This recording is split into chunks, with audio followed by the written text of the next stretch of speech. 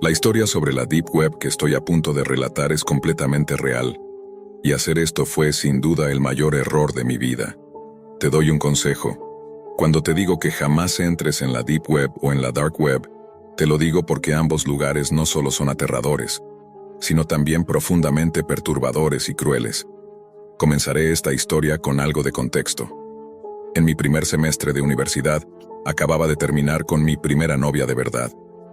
Tuvimos una relación estable desde la secundaria, compartíamos todo y en los años que estuvimos juntos, solo tuvimos una pequeña discusión. La razón de nuestra separación fue que ella se mudaría a otro estado con su familia. Aunque aún no comprendo del todo por qué, lo cierto es que me afectó profundamente, y durante los meses siguientes estuve sumido en una gran tristeza. Todos los días iba a clases, volvía a casa, hacía las tareas y luego me encerraba en mi cuarto para llorar. Este ciclo continuó durante varias semanas y parecía que no podía romperlo. Saber que probablemente no la volvería a ver, al menos no en mucho tiempo, hacía que fuera aún más difícil. Sin embargo, unos meses después mi tristeza empezó a desvanecerse poco a poco. Comencé a socializar más y a relacionarme con nuevas personas. Un día regresé a casa especialmente desanimado, ya que mis amigos habían mencionado a mi ex, lo cual hizo que todos esos recuerdos volvieran a mi mente. Decidí distraerme navegando en internet y me encontré buscando temas interesantes en Reddit. Generalmente me inclino por cosas divertidas como la comedia, pero no hallé nada que me atrajera hasta que vi una publicación sobre algo llamado la Deep Web. La publicación captó mi atención de inmediato, así que le di clic. No entraré en detalles explícitos sobre lo que decía, pero mencionaba algunas cosas sobre la Deep Web que me parecieron, sinceramente, poco creíbles.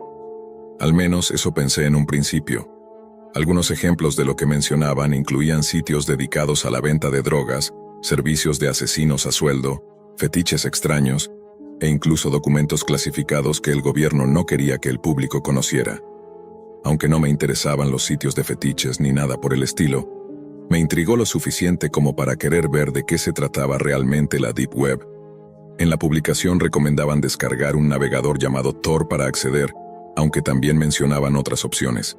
Según decían, Tor era el mejor para adentrarse en la Deep Web. Como tengo cierta habilidad con estas cosas, no me costó mucho instalar el navegador y configurar todo. Con unos pocos clics, estaba oficialmente en la llamada Deep Web. Me encontré con algo llamado Hidden Wiki, donde había una sección llamada PS de editores voluntarios, y algo llamado de introducción. No había nada especialmente oscuro al principio, solo categorías como contenido para adultos, pornografía y Bitcoin. Pero decidí seguir explorando. Hice clic en la sección de drogas y, para mi sorpresa, encontré numerosos sitios de venta de sustancias. Había por lo menos 100 de estos sitios. Por supuesto, no tenía ninguna intención de comprar nada, ya que no soy alguien que se involucre en actividades ilegales. Después de buscar un poco más, hallé foros en los que la gente discutía temas como tortura y pornografía ilegal.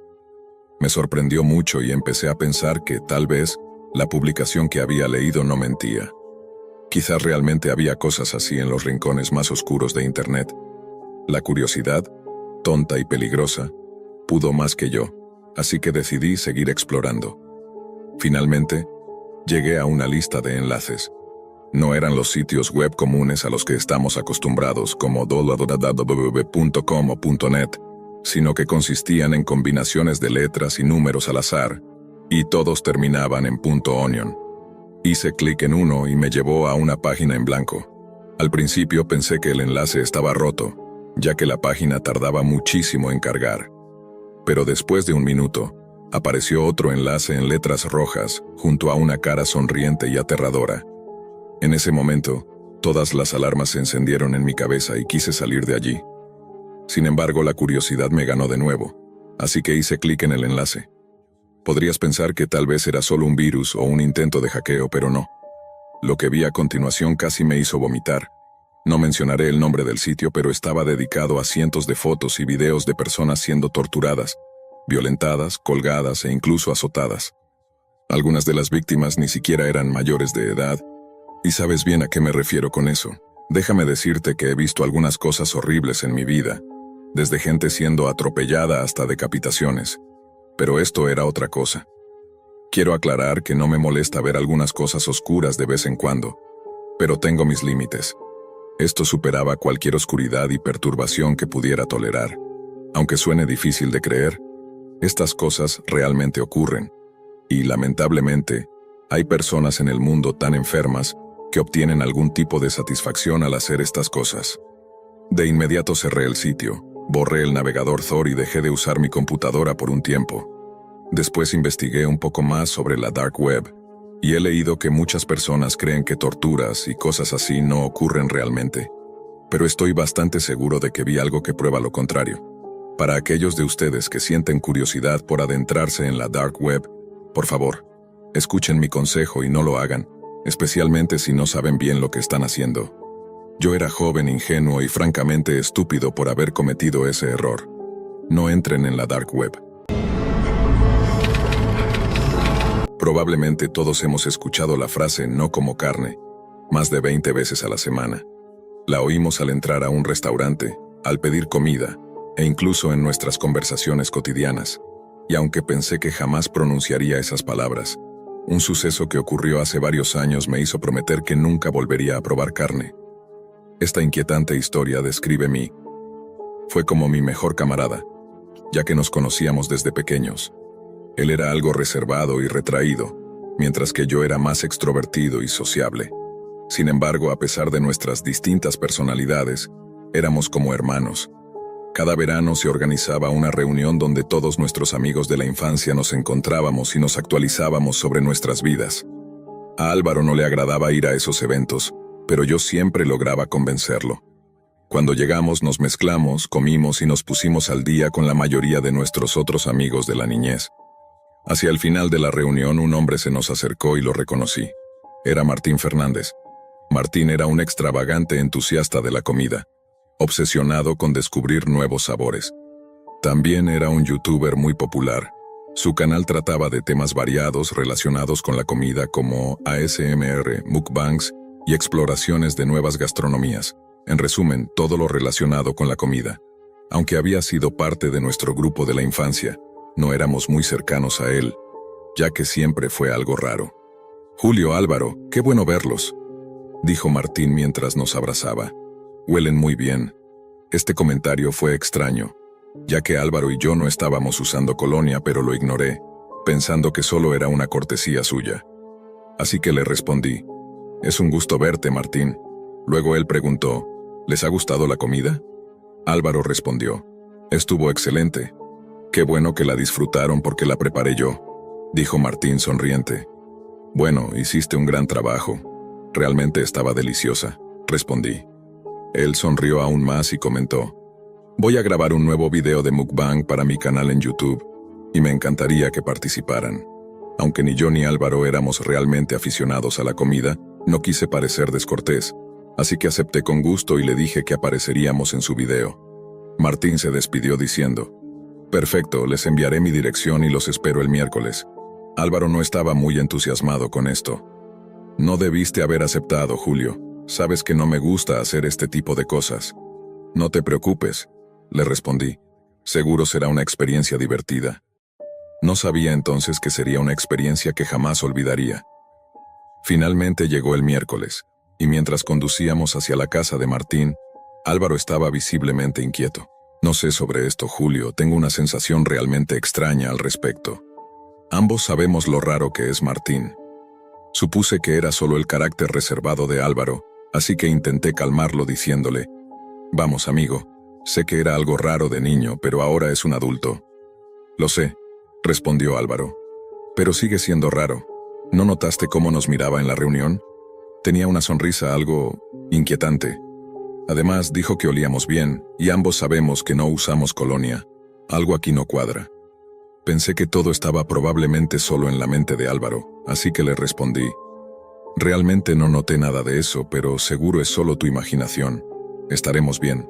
Finalmente llegamos a la casa de Martín, y lo primero que me llamó la atención fue lo enorme que era. Sabía que ser youtuber daba buenos ingresos, pero no imaginaba que tanto. Tocamos la puerta y Martín la abrió rápidamente. Se le veía extasiado, y la mirada que nos lanzó era más de anhelo que de felicidad. «Pasen, pasen», dijo. Entramos y nos quedamos en el pasillo. Huelen maravilloso, dijo. Esta vez yo sí estaba usando colonia, así que fue un poco menos raro, aunque había algo perturbador en la manera en que lo dijo. Gracias, respondí. Álvaro claramente no estaba cómodo al escuchar nuevamente ese comentario de Martín, pero sonrió y asintió. Espérenme aquí mientras preparo las cámaras, dijo Martín antes de irse. Nos sentamos en unas sillas en el pasillo, y cuanto más tiempo pasaba, más comenzaba a sentir la misma ansiedad que Álvaro. Intentaba recordar a intervalos que ya era un adulto, y que no debía asustarme sin motivo. El silencio en la mansión era inquietante y daba miedo. ¿Qué diablos es eso?, preguntó Álvaro rompiendo el silencio. Me giré y lo vi observando un cuadro en la pared. La pintura parecía mostrar varias figuras humanas devorando a una niña pequeña. La están comiendo, dijo Álvaro visiblemente perturbado. A simple vista era evidente que eso era lo que estaba sucediendo, pero decidí no asustar a Álvaro, así que le respondí. Parece que sí, pero no estoy seguro. Es una pintura extraña. Fue entonces cuando escuchamos la voz de Martín desde el final del pasillo. ¿No es hermosa?, preguntó. La encontré en una galería de arte. El pintor dijo que se inspiró en una antigua tribu que siempre se sentía incompleta, así que para encontrar plenitud, tomaban de otros. Álvaro respondió. ¿Qué significa eso? Martín sonrió y respondió. Solo aquellos con verdadera comprensión del arte pueden entenderlo. Bueno, yo creo que es una pintura terrible y que deberías pedir que te devuelvan el dinero, dijo Álvaro. Podía ver que Álvaro estaba realmente molesto, así que decidí intervenir.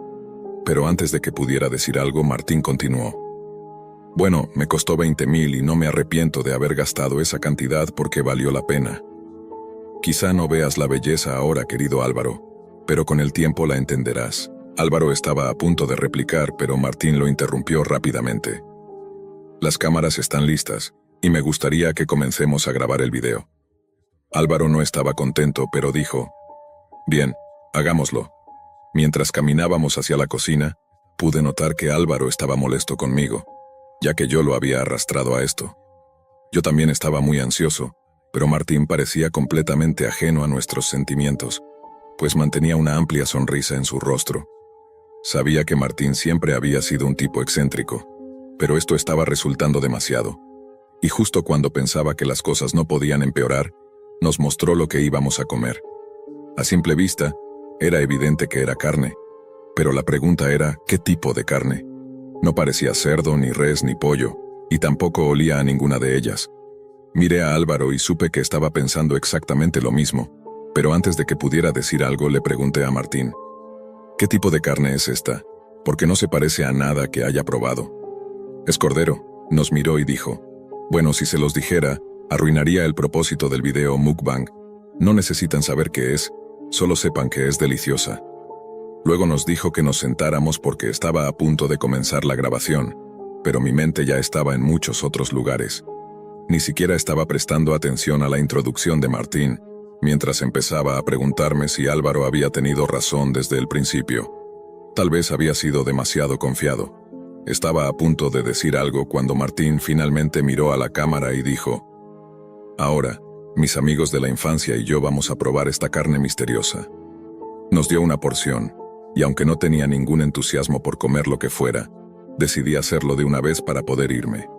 Mientras Martín empezaba a comer, Álvaro y yo pusimos la carne misteriosa en nuestras bocas, y tan pronto como la probé, sentí como todas mis preocupaciones se desvanecían.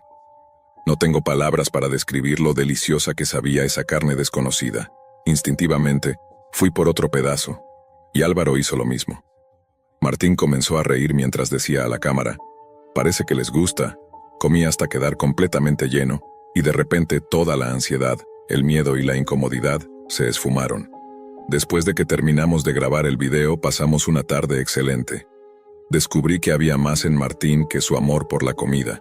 También le gustaban los videojuegos, la música y el cine, así que conversamos y conectamos durante el resto del día. Justo cuando soltaba un suspiro de alivio, feliz de haberme sentido cómodo de nuevo y viendo que Álvaro también se relajaba, pensé para mí, me alegro de haber venido. Mientras estábamos sentados hablando, Álvaro finalmente comentó.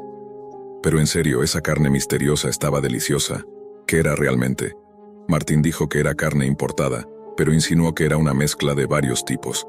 Como había notado un toque de sabor a pollo, empecé a creer que solo se trataba de una combinación. Mientras Martín seguía hablando, sentí la necesidad de ir al baño, así que le pregunté dónde estaba. Me indicó que estaba al final del pasillo, a la izquierda. Después de usar el baño, me sentí algo sediento porque había comido mucha carne, así que fui a la cocina, abrí el refrigerador y saqué un poco de agua para beber. Mientras tomaba agua, noté algo por el rabillo del ojo. Eso era una... No pude terminar de procesar el pensamiento antes de gritar. Allí en el refrigerador de Martín estaba lo que parecía ser una mano de un niño. Cuanto más observaba, peor se volvía la imagen.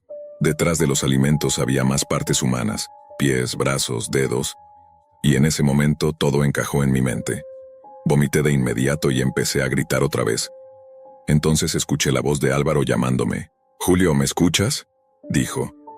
Pero antes de que terminara la frase, el sonido sordo de algo cayendo lo interrumpió, seguido de un silencio absoluto. No pasó mucho tiempo antes de que Martín apareciera en la cocina sosteniendo un tubo de metal, cuyo extremo tenía una mancha roja que parecía sangre. Permaneció allí mirándome en silencio, con una sonrisa en su rostro, durante lo que parecieron 2 minutos antes de decir: «Veo que encontraste tu plato favorito». Quise decir algo, pero solo pude gritar de nuevo. Antes de que pudiera levantar la cabeza, sentí el golpe contundente del tubo de metal y perdí el conocimiento. Comencé a abrir los ojos lentamente. Lo primero que vi fueron luces parpadeantes y brillantes. Me tomó un momento enfocar la vista y finalmente pude ver mi entorno. Estaba en lo que parecía ser un sótano. También estaba atado a lo que parecía ser una roca de concreto dura, la cual tenía manchas de un líquido rojo por todas partes, como una mesa de carnicero. A mi derecha estaba Álvaro, inconsciente y también atado a algo similar. Pude oír la voz de Martín diciendo: «¿Qué tal, mis amantes excéntricos de la comida? Ahora que ya han visto el video preliminar, aquí es donde comienza la verdadera diversión. Y hago esto solo para ustedes, mis fans exclusivos». Finalmente pude verlo. Estaba frente a una cámara usando un delantal, y alrededor de nosotros había varias luces. Me sentía algo mareado por el golpe en la cabeza, pero logré soltar lo primero que se me ocurrió. «Martín, estás enfermo». Lentamente, él se giró para mirarme, con esa sonrisa retorcida en su rostro. «Miren amigos, nuestra comida ha despertado», dijo mirando a la cámara. «¿Qué quieres de nosotros?», grité. Él me miró con calma y dijo: «¿Qué queremos? Queremos lo que ustedes nunca han sabido apreciar todos estos años, la comida divina que han sido todo este tiempo». Martín caminó hacia mí y hundió su nariz en mi pecho. «Hueles tan bien, tan delicioso. Tu sudor está haciendo un excelente trabajo en sazonarte». Mientras decía esas palabras, entendí lo que él realmente quería decir. «¿Así que eso era lo que querías decir?», pregunté. No respondió. Solo caminó hacia la cámara y dijo: «Suficiente charla con la comida». Se dirigió a una estantería y sacó lo que parecía ser un maletín de herramientas, de donde empezó a sacar varios cuchillos afilados de carnicero. Luego miró a la cámara y habló como si estuviera en un programa de cocina, dirigiéndose a una audiencia. «Cuando la carne está tan fresca como esta, hay algunas partes que solo son deliciosas cuando se comen crudas». Entonces caminó hacia Álvaro con un cuchillo en la mano. Levantó su cabeza y sujetó su oreja. Con un corte limpio, le quitó la oreja a Álvaro. Mi estómago se revolvió y sentí náuseas otra vez. Supongo que eso despertó a Álvaro porque de inmediato comenzó a gritar. Sin dudarlo, Martín se metió la oreja ensangrentada de Álvaro en la boca como si fuera una galleta.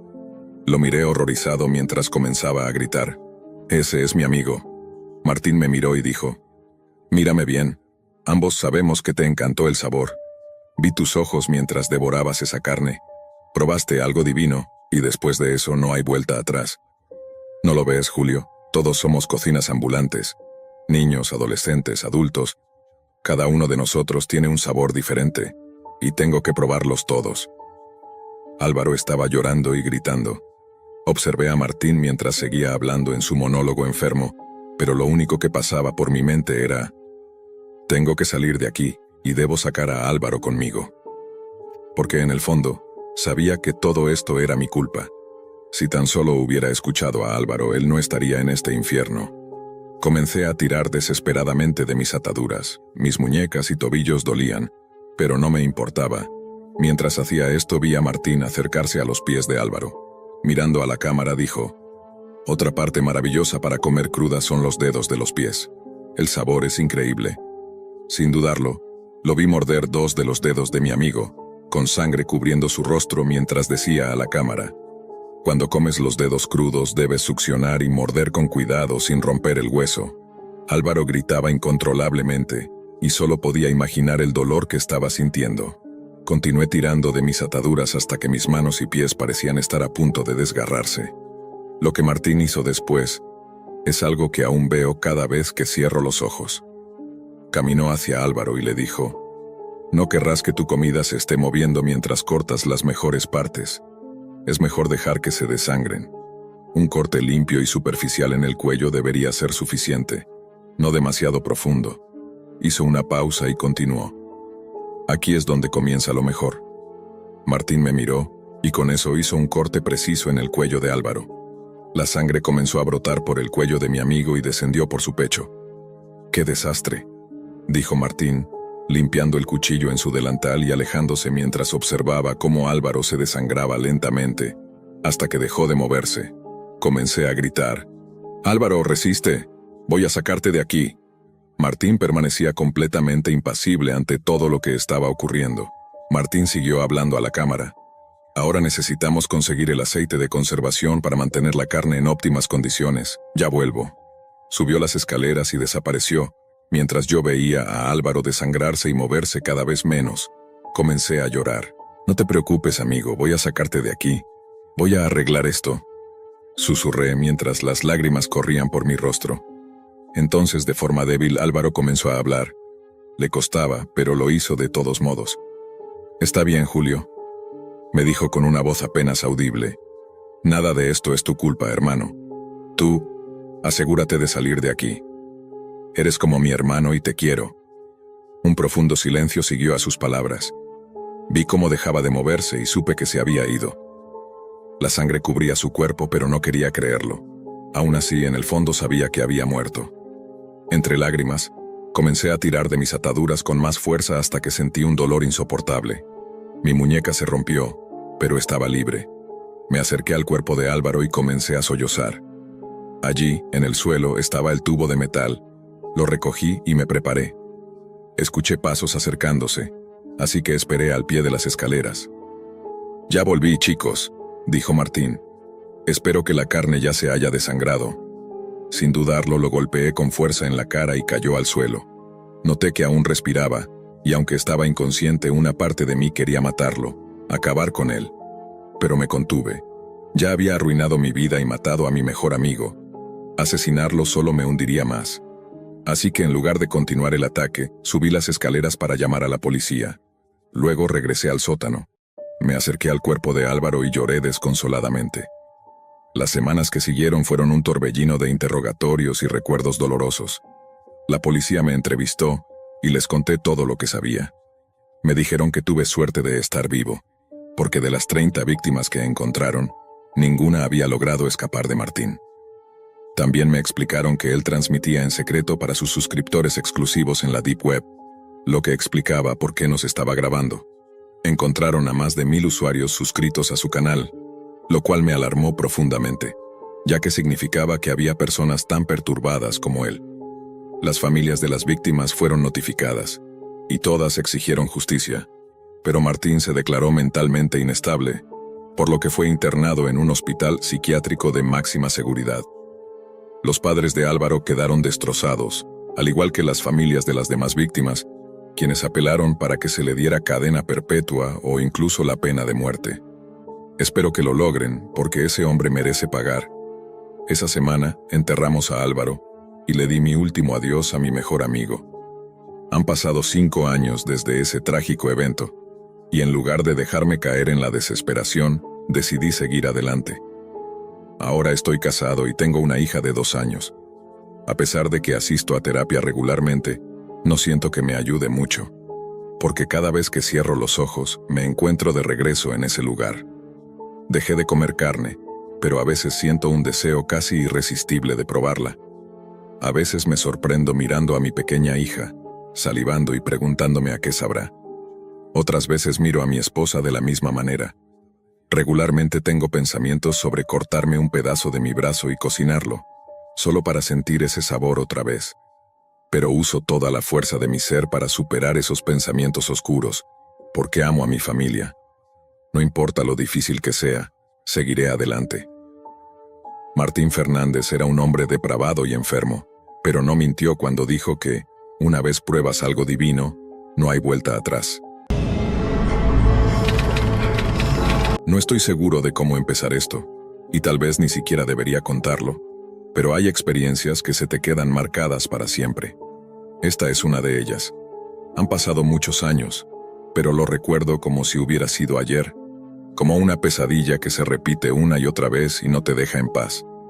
Lo que ocurrió con mi prima es algo que nunca debió suceder, y hasta el día de hoy, cada vez que pienso en todo lo que pasó, no puedo evitar sentir una mezcla de rabia, tristeza y culpa.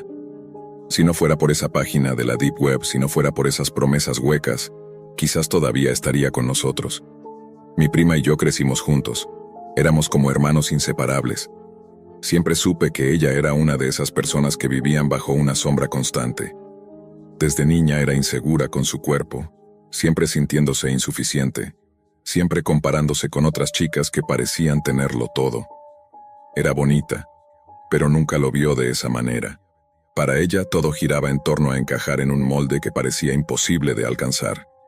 Pasaba horas frente al espejo, buscando defectos que nadie más notaba. Yo la veía autodestruirse lentamente, atrapada en una lucha contra sí misma que parecía no tener fin. Las cosas empeoraron durante su adolescencia. Los comentarios crueles y las burlas se convirtieron en algo de todos los días.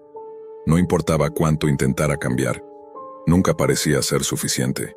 Probó todas las dietas, se inscribió en el gimnasio, siguió cada rutina que encontraba en internet, pero siempre terminaba en el mismo lugar. Su autoestima estaba completamente destrozada. Aunque intentaba disimularlo, todos sabíamos que sufría. Recuerdo una vez que me confesó que daría lo que fuera por verse diferente, que si pudiera cambiar su cuerpo por completo, lo haría sin dudarlo. Jamás imaginé que esas palabras se harían realidad de una manera tan oscura. Todo comenzó una noche, una de esas en las que no tienes nada que hacer y terminas perdiendo el tiempo en internet. Mi prima y sus amigos se metieron en la Deep Web. No era la primera vez. Ya lo habían hecho antes como una forma de buscar cosas extrañas y asustarse entre ellos. Para ellos era solo un juego, algo prohibido y emocionante que no traía consecuencias reales. Navegaban por páginas llenas de contenido perturbador, videos inquietantes, teorías conspirativas, cosas que nadie en su sano juicio debería ver. Era como jugar con fuego. Esa noche encontraron algo diferente, un anuncio que prometía cambiar sus vidas. O al menos eso pensaron. Se trataba de cirugías estéticas completamente gratuitas para convertirte en la chica ideal. Lo decían así, sin rodeos, como si fuera lo más normal del mundo. No recuerdo las palabras exactas, pero era algo así como: transforma tu cuerpo en la versión perfecta de ti misma sin ningún costo. Según el anuncio, el procedimiento implicaba extraer grasa, moldear las caderas y otras partes del cuerpo para lograr una figura ideal. La justificación de que fuera gratis era que supuestamente el material extraído se vendía en la misma web. Al principio mi prima y sus amigos se rieron. Parecía una broma, algo demasiado bueno para ser cierto. Pero mientras ellos se reían, ella se quedó pensativa. Para ella aquello no era una broma.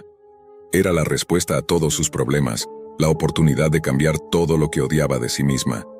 Lo que para los demás era solo una tontería más de internet, para ella era un sueño hecho realidad, y no podía sacarse esa idea de la cabeza. Intenté hablar con ella, le dije que no tenía sentido, que nadie regala nada, y mucho menos algo tan serio como una cirugía. Le advertí que era peligroso, que había muchas cosas extrañas en la Deep Web, y que no podía confiar en un anuncio anónimo. Pero no me escuchó. Estaba tan obsesionada con la idea de verse diferente, tan cansada de odiar su propio reflejo, que no le importaron los riesgos. Para ella esa era su última oportunidad. Pasaron las semanas y mi prima continuó investigando, cada vez más inmersa en esa web. Leía foros, buscaba reseñas de otras chicas que supuestamente se habían operado allí, y todas decían lo mismo. Fue la mejor decisión de mi vida. Estoy feliz con los resultados. No me costó nada. Y cambió mi vida. Pero claro, esos comentarios también eran anónimos. Y quién sabe si siquiera eran reales. No importaba cuántas dudas intentara sembrar en su mente. Ella ya había decidido que lo haría. El día que le confirmaron su turno lo celebró como si hubiera ganado un premio. Me mostró el mensaje con una sonrisa que no veía en su rostro desde hacía años. Una mezcla de alegría y nerviosismo que me hizo sentir un nudo en el estómago. Sabía que algo malo iba a pasar, pero ya no podía detenerla. Le habían dado una fecha, una hora y un lugar específico en una carretera a 90 kilómetros de donde vivíamos. Tenía que ir sola, esperar allí, y una camioneta la recogería para llevarla a la clínica donde la operarían. Le rogué que no fuera, que no se subiera a esa camioneta, pero me respondió que no lo entendía, que era su vida y su decisión, y que ya tenía todo planeado. Le pregunté si quería que la acompañara, pero me rechazó con un gesto firme. Tenía que ir sola, me repitió. Esa era una de las condiciones. Me quedé mirándola mientras se subía a un coche y se alejaba por esa carretera polvorienta. Fue la última vez que vi a mi prima tal como era. Esa imagen quedó grabada en mi mente, y aún hoy puedo ver su figura desapareciendo en la distancia mientras yo me quedaba allí, impotente. La semana que siguió fue una tortura. No sabíamos nada de ella, no respondía mensajes, no contestaba llamadas, y cada día sin noticias aumentaba la ansiedad y el miedo. Mis tíos estaban desesperados, pero ella les había dicho que se iba de viaje con unas amigas, y aunque no les gustaba la idea, nunca imaginaron que algo así podría ocurrir. Cuando finalmente regresó, después de 7 días de silencio, no era la misma persona. Vi a mi prima bajar de ese coche, y supe de inmediato que algo terrible había sucedido.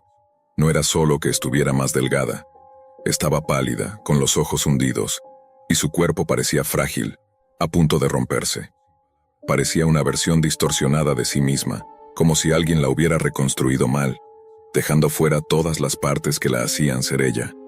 Sus piernas eran tan delgadas que parecían no poder sostenerla. Sus caderas estaban hundidas, y su abdomen, que supuestamente iba a ser perfecto, tenía una forma extraña, con bultos y cicatrices que sobresalían bajo la ropa. Lo más perturbador era su rostro. Su cara, que siempre había sido redonda y llena de vida, estaba ahora hundida y demacrada. Sus pómulos sobresalían de una manera antinatural. Sus labios estaban hinchados y desproporcionados. Y sus ojos, aquellos ojos grandes y expresivos, ahora parecían 2 pozos vacíos, sin vida. No podía creer que fuera ella. Se veía como una sombra de lo que había sido, un monstruo salido de una pesadilla, y cada vez que la miraba, sentía un dolor en el pecho indescriptible. Intenté hablar con ella, pero cada vez que lo hacía, cambiaba de tema rápidamente. Decía que todo había salido perfecto, que se sentía genial, pero yo sabía que mentía. Sus movimientos eran torpes, como si cada paso le doliera. Más de una vez la escuché llorar en su habitación, pero cuando le preguntaba, solo respondía que estaba cansada, que era normal sentirse así después de una cirugía. Sin embargo, no había nada normal en lo que veía. Con cada día que pasaba parecía más débil, más distante, y cada vez que se miraba al espejo, su sonrisa era más forzada, más desesperada.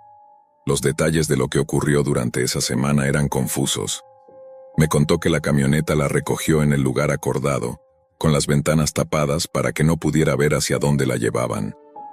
Dijo que la bajaron en un lugar que parecía un hospital, pero apenas recordaba nada con claridad. Los quirófanos eran fríos y sucios. Aunque decía que todo salió bien, yo sabía que no era cierto. Lo que le hicieron la destrozó por completo. Con el tiempo la situación solo empeoró. Mi prima se había convertido en una sombra de lo que era, no solo físicamente, sino también en su interior. Parecía un espectro vagando por la casa, perdida, como si no supiera cómo encajar en su propio cuerpo. La familia intentaba comprender qué estaba sucediendo, pero ella no hablaba. Insistía en que estaba bien, que todo era parte del proceso de recuperación, pero todos sabíamos que eso no era cierto. Las noches se convirtieron en un infierno. La escuchaba llorar en su cuarto. Sus sollozos atravesaban las paredes y se metían en mi cabeza. No era un llanto común. Era desgarrador, lleno de una tristeza que me partía el alma. Quería entrar, abrazarla y decirle que todo iba a estar bien, pero sabía que esas palabras serían inútiles. No podía reconocerla y lo peor, creo que ella tampoco se reconocía. Sus amigos empezaron a alejarse.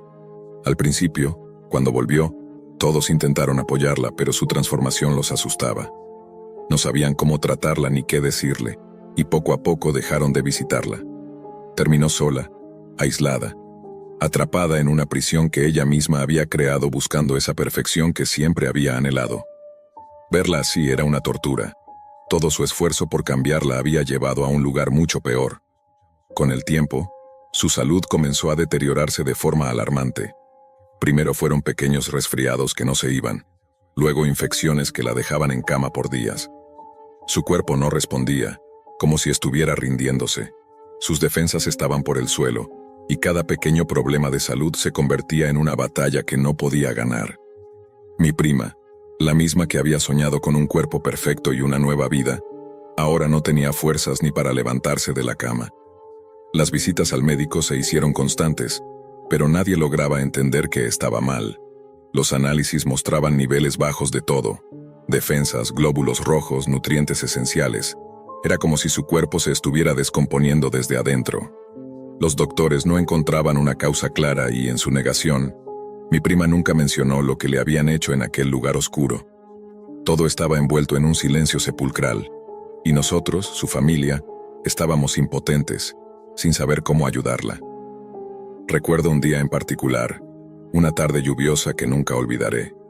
Mi prima estaba sentada en la cocina, mirándose en un pequeño espejo de mano.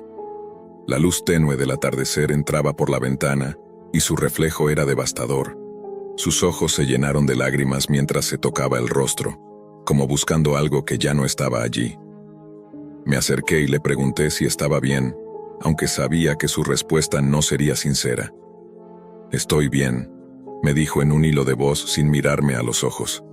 Su voz temblaba y su mano delgada y frágil temblaba aún más. Intenté consolarla, pero cada palabra sonaba vacía, sin fuerza. No sabía cómo llegar a ella, cómo atravesar esa barrera de dolor que la envolvía. La verdad es que no sabía qué decirle. Verla así, tan derrotada, me rompía el corazón en 1000 pedazos. Fue en ese momento que me contó lo poco que recordaba. Dijo que en aquel lugar todo había sido rápido y casi mecánico. Los médicos no le hablaron, no le explicaron nada.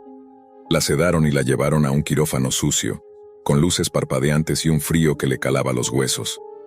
Recordaba solo fragmentos desordenados de lo que le hicieron, pero no podía reconstruirlo todo. Solo recordaba haber despertado en una cama dura, con dolor en todo el cuerpo y la sensación de que algo estaba terriblemente mal. Le dieron unas pastillas y la enviaron de vuelta, sin más. No podía dejar de pensar en todo lo que había leído sobre esos procedimientos, en esa grasa y esas partes de su cuerpo que le quitaron, probablemente no vendidas de manera legal. ¿Quién sabe qué hicieron con ellas? La idea de que esos restos pudieran estar en manos de algún psicópata, o algo peor, se me hacía insoportable. Cada vez que pensaba en ello, sentía que me faltaba el aire, como si ella hubiera entregado partes de sí misma a algo monstruoso y enfermo. Las semanas se convirtieron en meses, y la situación no mejoraba. Mi prima estaba cada vez más débil y los médicos no sabían qué más hacer. Probaban tratamientos, cambiaban medicamentos, pero nada parecía funcionar. Ella seguía empeorando, como si su cuerpo se estuviera marchitando lentamente. Cada vez que la visitaba la encontraba más apagada, más desconectada de la realidad. Había días en los que ni siquiera se levantaba de la cama, y yo sabía que la culpa por lo que había hecho la estaba consumiendo. Un día, 2 años después de todo esto, mi prima no despertó. Se fue en silencio, sola en su habitación, sin que nadie pudiera hacer nada para evitarlo. Su cuerpo no soportó más, y simplemente dejó de funcionar. Fue un golpe devastador, pero en el fondo sabíamos que su salud había estado en picada desde hacía mucho tiempo. Nos dijeron que fue una combinación de múltiples fallos orgánicos, una acumulación de problemas que su cuerpo ya no pudo soportar. El funeral fue desgarrador. Ver a mis tíos llorar junto a su ataúd preguntándose qué hicieron mal, Fue algo que nunca podré olvidar. Nadie sabía la verdad completa, y yo tampoco tuve el valor de contársela. No podían saberlo. No podían entender que todo esto había empezado con un anuncio en la parte más oscura de Internet. Me quedé en silencio, cargando con la culpa de no haber hecho más para detenerla. Cada día, la misma imagen me persigue. Mi prima subiendo a esa camioneta, tan ilusionada por cambiar su vida. Ella nunca supo lo que realmente estaba haciendo, y yo nunca podré perdonarme por no haberla protegido de eso. Cuando miro atrás, solo puedo pensar en lo absurdo que fue todo, en cómo su vida se fue apagando lentamente por culpa de una promesa hueca hecha por personas sin escrúpulos que solo querían aprovecharse de sus inseguridades. Las cirugías estéticas pueden parecer una solución fácil, pero hay que pensarlo bien y hacerlo solo en lugares seguros con profesionales verdaderos. Mi primera fue víctima de su propia desesperación, de su necesidad de ser alguien que no era. Y aunque ya no esté aquí, su historia es un recordatorio doloroso de lo que puede pasar cuando caemos en las manos equivocadas. Nunca sabré exactamente qué le hicieron o qué ocurrió con los restos que le extrajeron, pero sí sé que esa búsqueda de perfección fue lo que la destruyó. Esta es una historia que nunca debería haber sido contada, porque nunca debería haber ocurrido. Y aunque me duela hablar de ello, espero que sirva como advertencia para quienes piensan que todo vale la pena con tal de cambiar su apariencia. A veces, el precio es mucho más alto de lo que imaginamos. Permíteme ponerlo en contexto.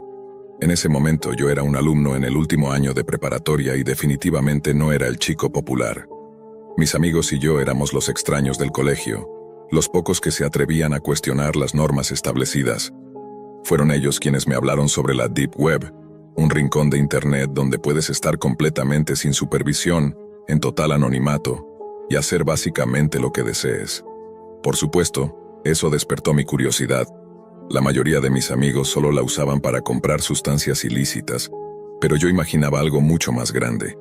Quería descubrir qué se ocultaba en los rincones más oscuros de la Deep Web, comprobar si mis amigos decían la verdad cuando hablaban de sitios con fetiches espantosos y supuestos asesinos a sueldo, que podías contratar para quitar de en medio a quien quisieras. Obviamente, no tenía intención de usar nada de eso. Era el misterio lo que me llamaba. Explorar esos sitios sería como asomarse a un mundo que pocos habían presenciado, algo completamente nuevo. En esa época ya estaba harto de la rutina. Me levantaba a la misma hora cada día, iba al colegio, asistía a las mismas clases, hablaba con las mismas personas, volvía a casa, jugaba videojuegos, hacía tareas, me iba a dormir y luego lo repetía todo. Me preguntaba si había otros que también se cansaban de la monotonía. De cualquier modo, me llevó tiempo atreverme a adentrarme en la Deep Web. Por mucho que me atrajera, ya me habían advertido sobre los riesgos. ¿Quién no teme ser amenazado por piratas informáticos o que un extraño enojado te acose en línea? Ese tipo de miedo me alejaba de la Deep Web, hasta que un día reuní el valor y decidí que era el momento de explorar lo más profundo de Internet, el momento de ver un mundo que solo había imaginado.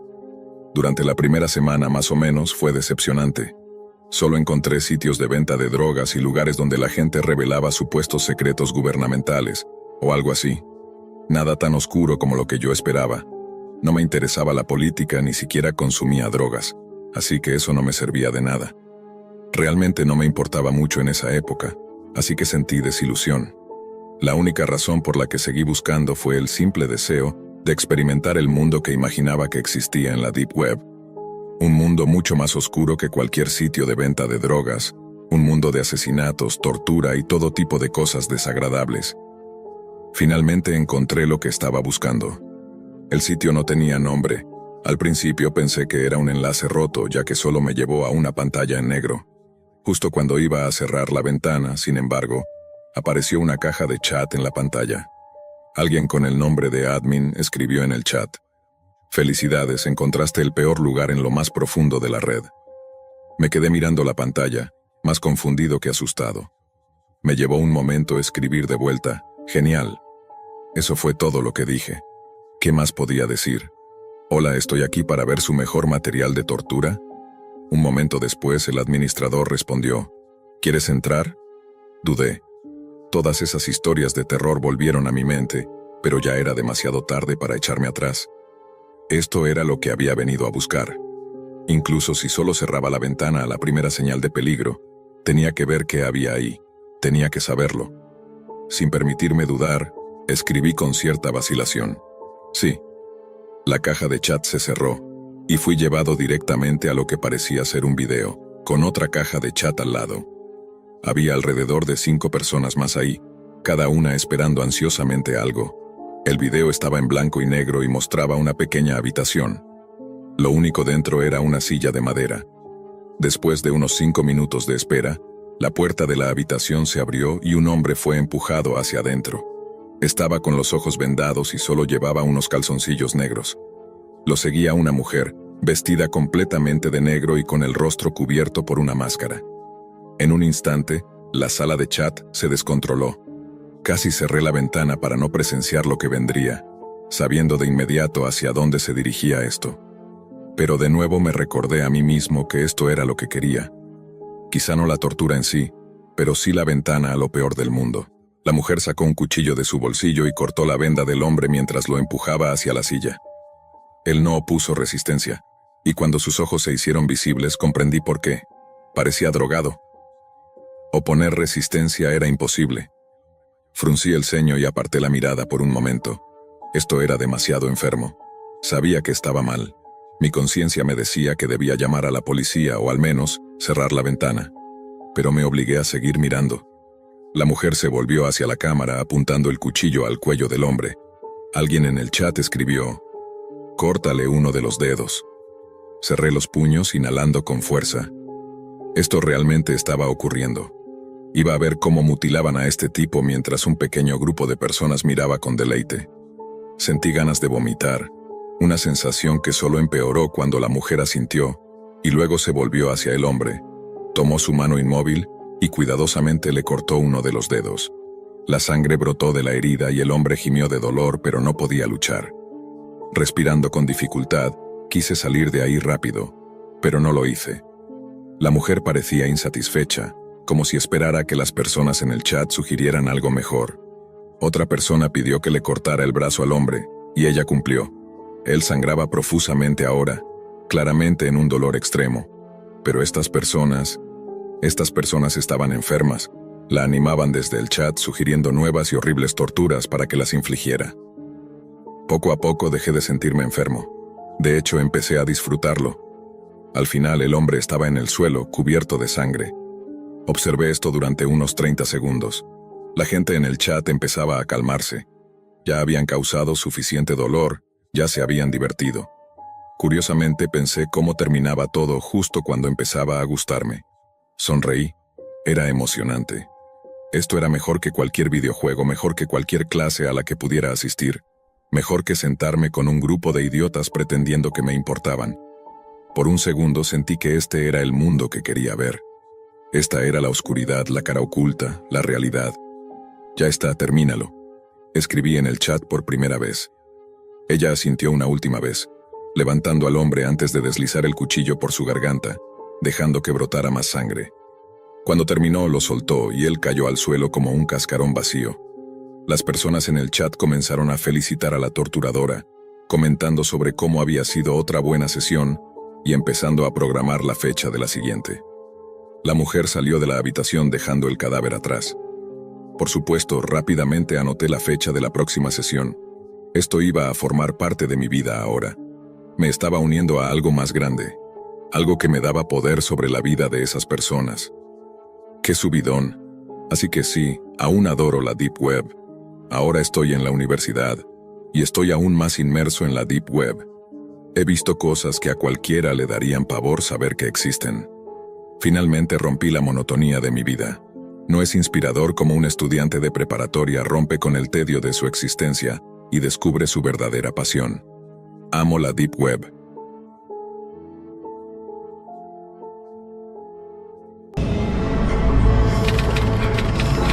Esta es la historia sobre mi experiencia, no en la Deep Web ni en la Dark Web, sino en lo que se cree que es la Web de Mariana.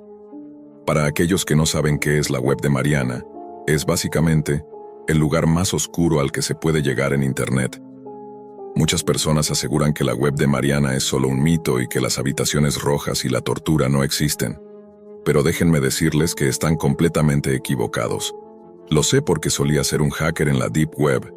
De hecho, tenía tanta experiencia que lograba acceder a archivos y sitios a los que no muchas personas podían llegar. Podía manipular semáforos, cuentas bancarias, documentos de instituciones oficiales y mucho más.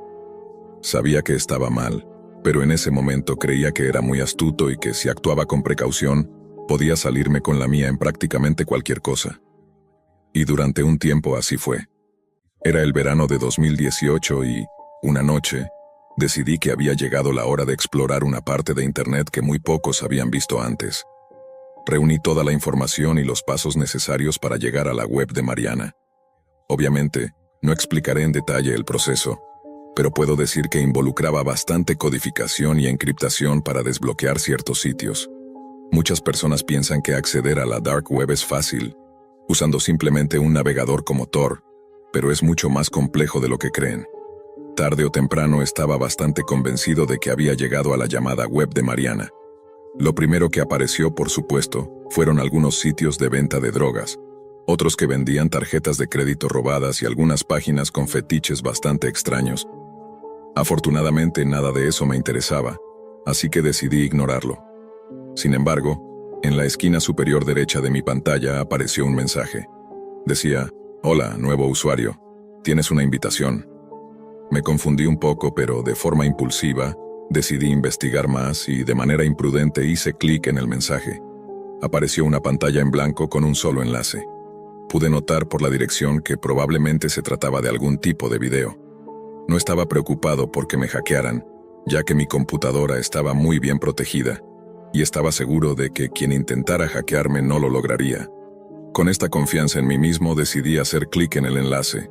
Tardó un poco en cargar, pero finalmente apareció una imagen de estática en la pantalla, acompañada por un sonido de frecuencia que salía de mi computadora. Luego la pantalla mostró un video. La calidad de la imagen era bastante granulada, pero pude distinguir que era la sala de estar de alguien. Se confirmó que era un video cuando una puerta se abrió, y un hombre con una máscara inquietante entró y se sentó en una de las sillas. Comenzó a presentarse como Roberto, y habló sobre cómo era conocido por asesinar personas. Luego, empezó a mencionar a quién planeaba asesinar después, y cómo siempre lograba escapar sin consecuencias. Como dije, ya tenía bastante experiencia en la Dark Web, y es común encontrarse con cosas como esta. Roberto se levantó y fue a otra habitación, de donde sacó lo que parecía ser un archivo. Lo abrió y mostró fotografías de las personas que supuestamente había matado. Sin embargo, no solo eran fotos de las personas en sí, sino de estas personas heridas, apuñaladas y golpeadas. En una foto, se mostraba a una mujer siendo atropellada por lo que parecía un camión. Roberto mencionó cómo se le ocurrían maneras creativas para torturar a sus víctimas, sin necesidad de matarlas de inmediato. Quería que sus muertes fueran largas, sufridas y dolorosas. Había una sección de comentarios, y decidí probar algo que nunca había hecho antes.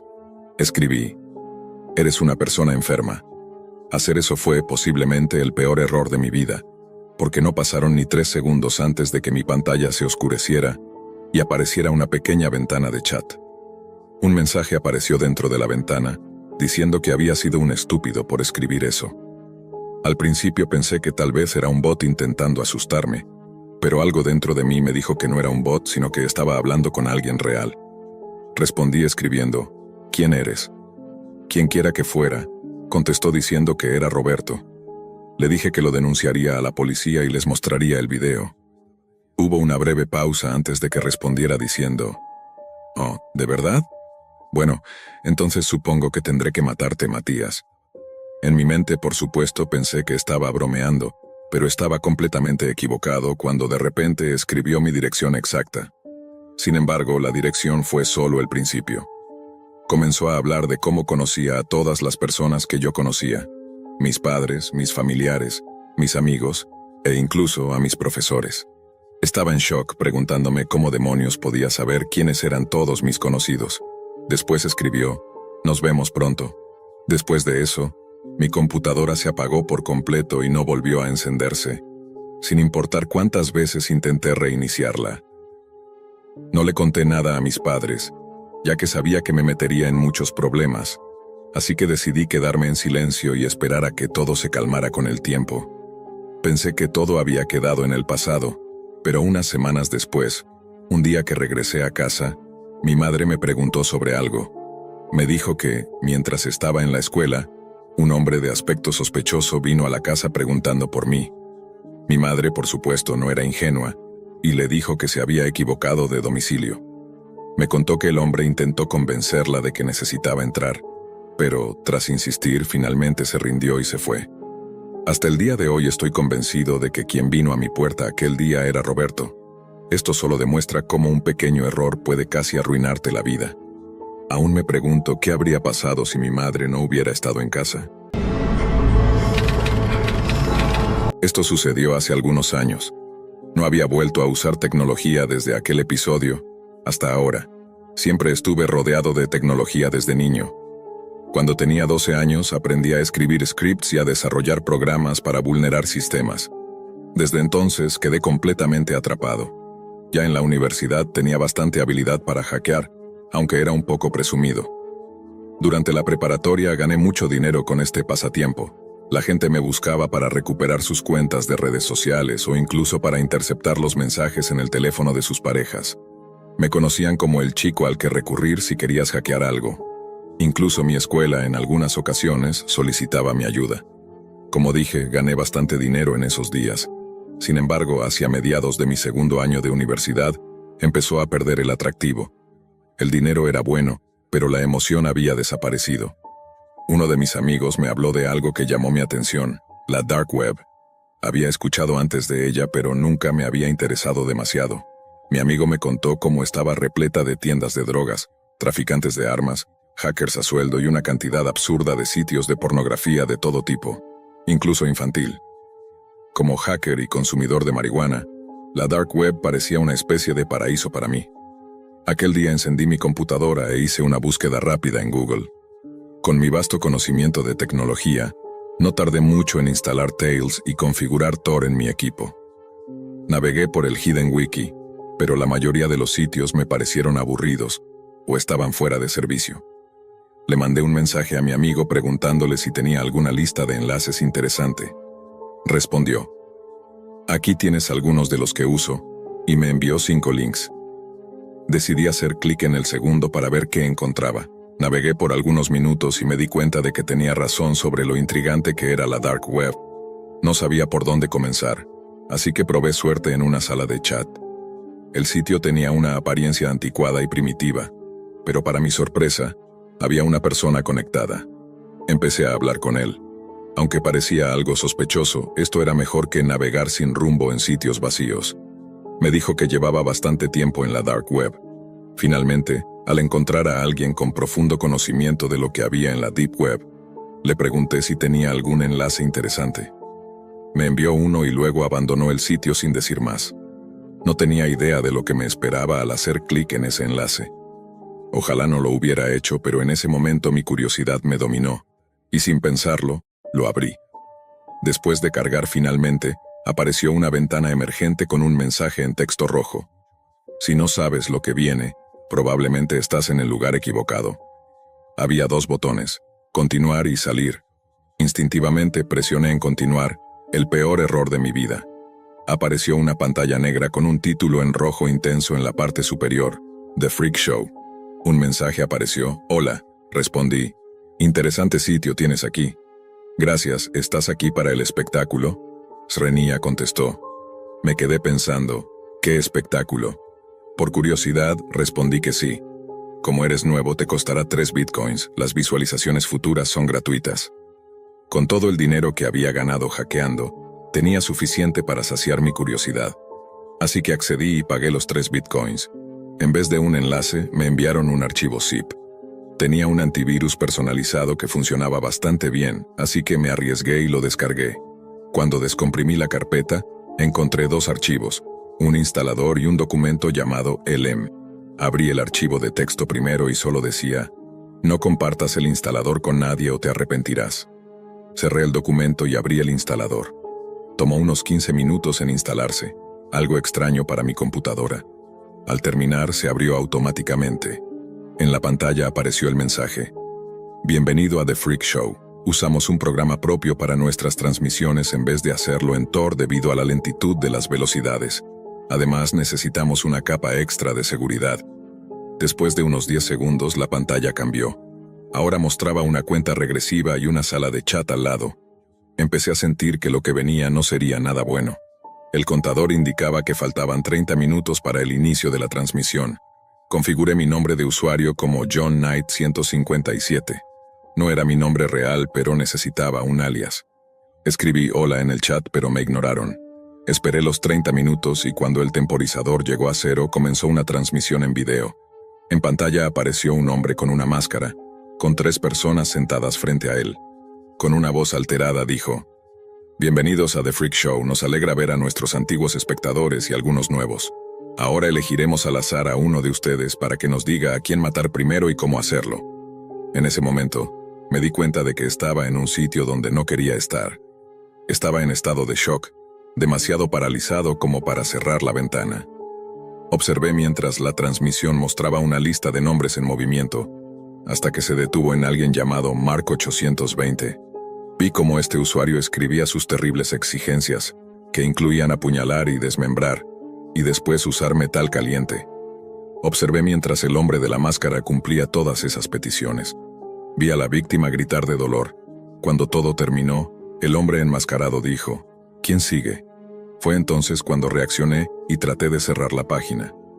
Al hacer clic en la X, apareció un mensaje: Lo siento, no puedes salir a mitad de la transmisión. Estaba atrapado. El randomizador volvió a aparecer, y esta vez se detuvo en mi nombre de usuario. No pude responder, solo escribí en el chat: Están enfermos, ¿por qué hacen esto? Me respondieron insultos de todo tipo. Luego dije: Voy a llamar a la policía. Ese fue un gran error. El dueño del sitio escribió: Llama a la policía y serás el próximo en la transmisión, Leo. Sentí un escalofrío, sabía mi nombre real. Luego pegó en el chat los nombres de mis padres, mi dirección, escuela, edad y mi IP. Inmediatamente desconecté la computadora y la pantalla se apagó. Corrí a la habitación de mis padres y les conté lo sucedido. Llamaron a la policía y nos brindaron protección. Después de unos meses de investigación, las autoridades capturaron al administrador del sitio, un hombre de 32 años que vivía de una combinación de subsidios sociales y del dinero que ganaba con su red de tortura. Pasaron muchos años antes de que volviera a usar tecnología. La Dark Web es un abismo lleno de cosas terribles, y si eres inteligente, te mantendrás lejos de ella. Mi nombre es Samuel. Tengo 26 años y soy un apasionado del Internet. La red es extensa, casi tan vasta como el mundo real. En ella las personas trabajan, juegan, se divierten, estudian, buscan información, expresan opiniones, compran y venden. Realizan tantas otras actividades que también se practican en la vida tangible. A veces incluso, suceden eventos de tal importancia que transforman lo que solemos llamar realidad. Sin embargo, como en cualquier espacio amplio y complicado, Internet tiene sus callejones oscuros, sus corredores prohibidos. Me refiero a la Deep Web. Esta es la parte oculta de la red, el gigantesco iceberg del que solo alcanzamos a ver la pequeña punta que sobresale en la superficie. La mayoría de la gente ignora esto, pero la Deep Web representa cerca del 90% de la información que circula en el ciberespacio. Desde que descubrí que la Deep Web existía, quise explorarla y sumergirme en sus aguas turbias. Aunque tenía temores, mi curiosidad era mucho mayor. Después de pensarlo durante un tiempo, decidí dar al menos una pequeña ojeada. Empecé directamente en el nivel 3. Aquí es donde comienza lo prohibido. Sitios oficiales cuyas direcciones aparecen en caracteres desordenados, imposibles de rastrear en motores de búsqueda y a los que no puedes acceder, incluso si pegas la URL completa en el navegador. En este nivel, encuentras cosas inquietantes, extrañas o en algunos casos, simplemente inútiles. Sitios abandonados hace más de 13 años, materiales que, por derechos de autor, no aparecen en la web convencional o que alguna vez estuvieron ahí pero ya no existen. Mercados de armas, drogas, instrucciones para fabricar explosivos y otros contenidos que caen en lo ilegal, además de imágenes y videos de homicidios. Se decía que en el nivel anterior ya había material gráfico perturbador, pero aquí los asesinatos son en vivo. Hay asesinos y hasta tráfico de órganos humanos. Conforme pasaban las horas, comencé a aburrirme y avancé al siguiente nivel. Si en el nivel anterior había información comprometida para los gobiernos, en este existen secretos militares en su forma más cruel e inhumana. Aquí se encuentran detalles sobre qué misiles ocultan los países, qué tipo de armas cibernéticas se desarrollan en secreto y quiénes poseen las armas biológicas más mortales. Por curiosidad abrí uno de los conocidos videos de Red Room y vi cómo mataban a un joven de aproximadamente 20 años. El chico suplicaba con todas sus fuerzas, diciendo que tenía una familia que lo esperaba, que nunca había hecho daño a nadie. Antes de ejecutarlo enviaron una encuesta a los espectadores, preguntando si debían perdonarle la vida. Yo voté por el sí. Desafortunadamente, la mayoría de los espectadores no estuvo de acuerdo conmigo, así que el hombre avanzó. Hizo un corte en el cuello del joven con un movimiento rápido y preciso. La cámara hizo un acercamiento a su mirada mientras intentaba, en vano, tapar la herida inclinando el cuello. Así como empezó el espectáculo, terminó. Se apagaron las luces mientras otros hombres ingresaban para limpiar y preparar la siguiente escena. Sentí náuseas y decidí salir tan rápido como pude, queriendo avanzar al siguiente nivel donde ya no hubiera asesinatos, solo secretos de Estado y datos desconocidos para el público. Me tomó mucho tiempo ingresar, pero cuando finalmente lo logré, entendí por qué la mayoría permanecía en los niveles inferiores. Tan pronto inicié sesión, mi computadora se reinició sola sin ningún tipo de advertencia en la pantalla, ni cortes de energía. Cuando el proceso de reinicio finalmente terminó, vi que mi disco duro había sido borrado. En todo el escritorio solo había un archivo de texto colocado en el centro de la pantalla, como si lo hubieran dejado allí para que lo viera. Lo abrí y el mensaje era corto, directo y algo intimidante. No lo intentes de nuevo. Me asusté tanto que no volví a entrar en la Deep Web durante varios días. En ese tiempo, restauré algunos archivos desde una copia de seguridad que tenía guardada. Pensé que lo peor había sido perder todos mis datos, que esa era la mayor consecuencia que podría haber sufrido. Me equivoqué. Unos días después, mi curiosidad me dominó y entré nuevamente. Esta vez ingresé al primer foro de la Deep Web que encontré. Ni siquiera estaba en un nivel profundo todavía, pero, de nuevo, mi computadora se reinició y los datos se borraron. Esta vez no había mensaje alguno en el escritorio. Estaba completamente bloqueado de la Deep Web en mi computadora para siempre. 20 minutos después de este reinicio y formateo, escuché el timbre de mi puerta. Pregunté quién era desde el intercomunicador, pero nadie respondió. Bajé hasta la entrada del edificio, pero no había nadie. Solo un sobre descansaba en el suelo, justo debajo de la puerta. No tenía remitente, destinatario, ni nada escrito. Aunque presentía que era para mí, subí de nuevo a mi apartamento, me senté en la alfombra roja de mi habitación y abrí el sobre. Dentro encontré un mensaje breve. Samuel, esto no es un juego. No lo hagas de nuevo. No nos obligues a ir tras de ti. Mientras lo leía, mis manos temblaban y lágrimas corrían por mis mejillas. Quienquiera que fueran, sabían quién era, dónde vivía, qué hacía y cuándo. Junto al mensaje, había una foto mía tomada con mi propia webcam, y también imágenes de mi familia, de mis amigos, e incluso de mi hermana pequeña que aún estaba en el jardín de infancia. En un acto de desesperación, tomé el teléfono y marqué el número de la policía, aunque no tenía idea de qué decirles. En el fondo sabía que no había nada que pudieran hacer. Antes de que contestaran, vi en el reflejo de la pantalla de mi computadora a un hombre encapuchado, con el rostro cubierto, que se dirigía directamente hacia mí. Cuando intenté defenderme ya era demasiado tarde. El hombre me sujetó la cabeza y comenzó a golpearla contra el teclado. Mientras lo hacía, escuché su voz distorsionada por algún dispositivo diciéndome: «Te advertí que esto no es un juego». Aún aturdido intenté reunir fuerzas para escapar, pero de pronto sentí un pinchazo helado en mi brazo. Pocos segundos después comencé a sentir mucho sueño. Cuando desperté, mi casa estaba intacta, pero algo estaba mal con mi computadora. No encendía.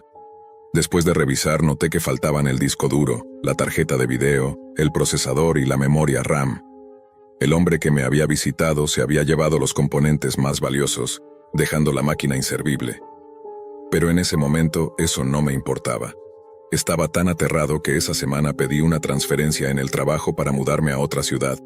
Nunca volví a entrar en la Deep Web y no creo que lo vuelva a hacer, sin importar en qué parte del mundo esté. El destino fue cruel conmigo, pero al recordar cómo estuve a merced de aquel hombre mientras dormía, me hace pensar que, a pesar de todo, tengo suerte de seguir vivo.